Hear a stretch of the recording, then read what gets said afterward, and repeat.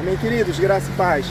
Passando aqui para poder compartilhar com os irmãos acerca do caráter de Deus. Estava vindo aqui para o trabalho agora, antes de entrar no trabalho. Aí eu vou aproveitar e compartilhar com os irmãos acerca do caráter de Deus.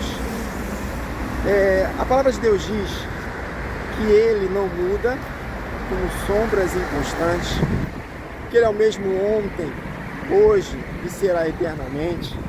Ele não muda, meus irmãos. E Ele é verdadeiro. O apóstolo Paulo escreveu na sua carta: seja Deus verdadeiro e todo homem mentiroso. O que eu quero dizer com isso? Para que nós possamos tomar cuidado com aquilo que nós achamos que é Deus falando conosco. Jeremias profetizou de que o coração do homem é enganoso. O nosso coração, queridos, é enganoso.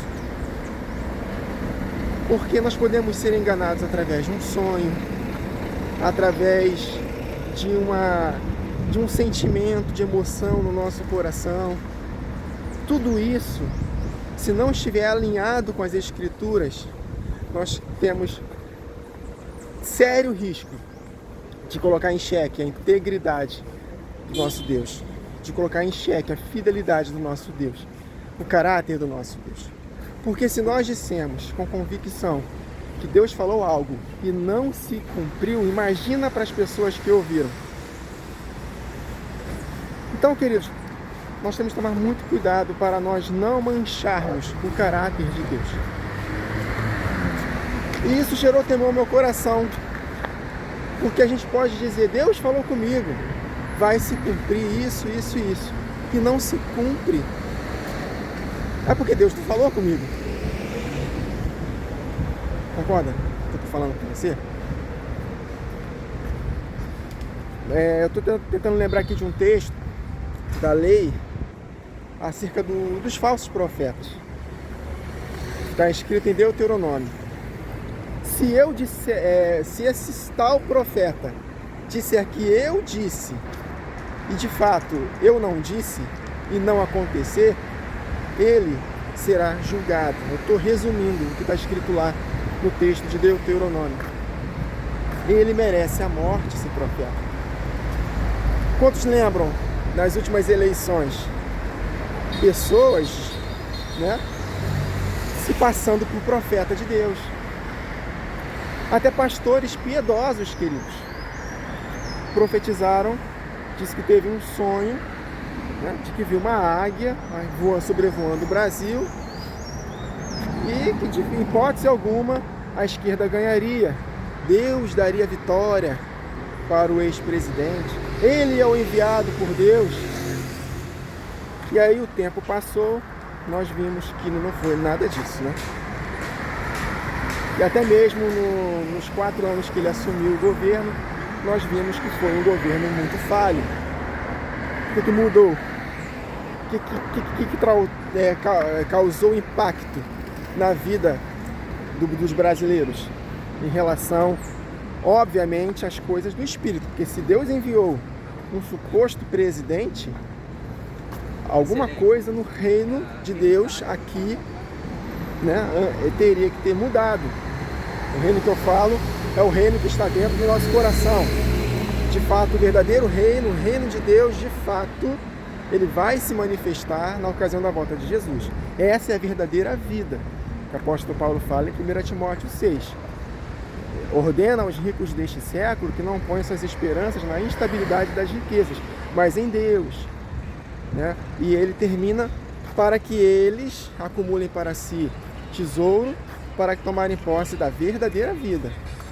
Claro que hoje nós temos a vida de Deus dentro de nós, a semente do Espírito está dentro de nós, então o reino de Deus está dentro de nós. Nós podemos desfrutar dos poderes dessa era vindoura.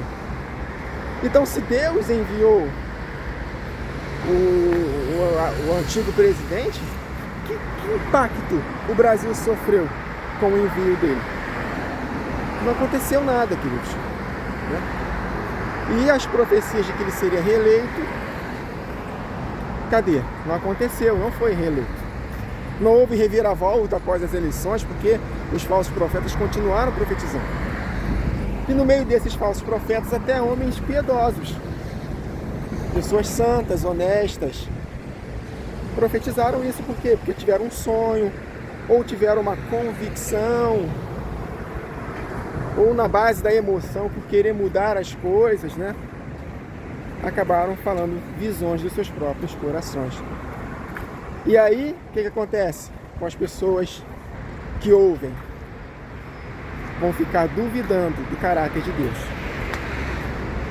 Então, seja Deus verdadeiro e todo homem mentiroso. Então, o intuito dessa gravação rápida aqui é para que nós possamos tomar muito cuidado e não dissermos que foi Deus que falou, a menos que nós tenhamos a plena convicção de que foi Deus que falou.